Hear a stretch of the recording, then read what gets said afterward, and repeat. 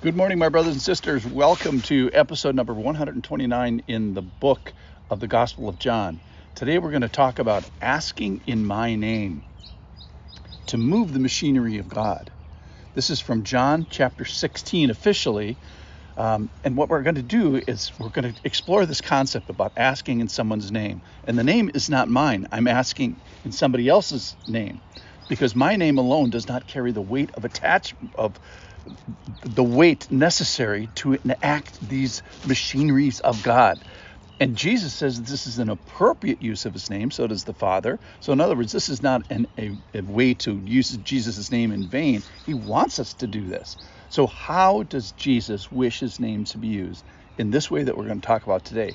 The reason that it seems to be important is it's mentioned in 3 chapters of John sequentially. John 14:14, if you ask me anything in my name, I will do it. John 15:16, whatever you ask the Father in my name, he will give to you. And then in John 16, in verse 23, whatever you ask of the Father in my name, he will give to you. Until now, you've asked nothing in my name. Ask and you will receive, that your joy may be made full. So we're going to ask the question today, who and for what can one ask in Jesus' name? Now, the only thing that even allows us to proceed with this audacious idea is that he's asked us to proceed with this audacious idea. And he's asked us to ask stuff in Jesus' name, in his name. Now, let's just take a step back and think about what we are asking, which is we're asking to engage the power levers of God, the actions of God, the wheels of his machinery. And we're kind of asking from a personal standpoint is how can I move the lever actions of God? How can I get the machinery of God to be fired up for me and for his desires? Kind of the same question looking the other way is, who does God allow to move the lever arms of his action? Who does God allow to move the lever actions of himself?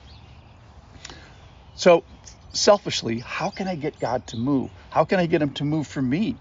Or how can I change my attitude so I can move for him?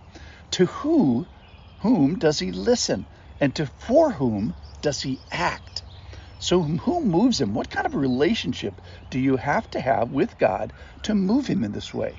And then what kind of an ask can and must that person who is in good standing with God perform? What are the rules? Well, first thing that comes to mind is humility of posture, for sure. How can a speck of dust ask God to move? So, one hand, we realize we're a speck of dust. And on the other hand, we realized that we are a loved and chosen and precious speck of dust. And he gave all for us. So we realize that our value isn't that we're a speck necessarily, but the value that he granted and defined to us by what he gave in exchange for us, which was the precious blood of Christ. All right, so when we ask in his name, of course, we're asking according to his character, in keeping with his identity, in keeping with this relationship that he asks us to have. So according to his character and according to his desires and according to his accomplishments and position. So think of where Jesus is. Let's remember where he is. We have to have an idea of who he is that's accurate. He's sovereign. He's powerful. He came to rescue, and he did rescue.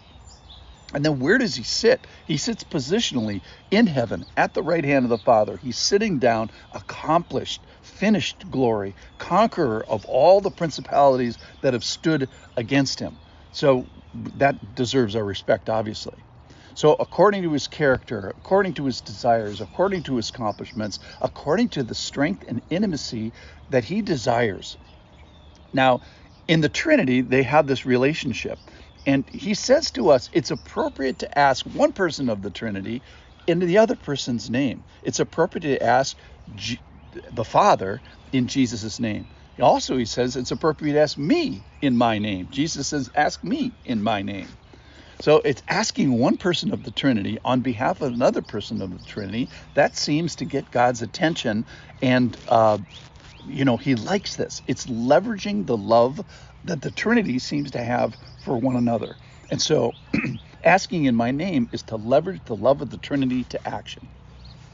All right, so let's ask as an abiding follower. So that's God's thing. He asks us to stay attached to him, to have the attention of God in pruning, access the vine, if you will. Remember, in all of John chapter 15, it was about the vine, which is the desires of the vine flow in the veins of the branches.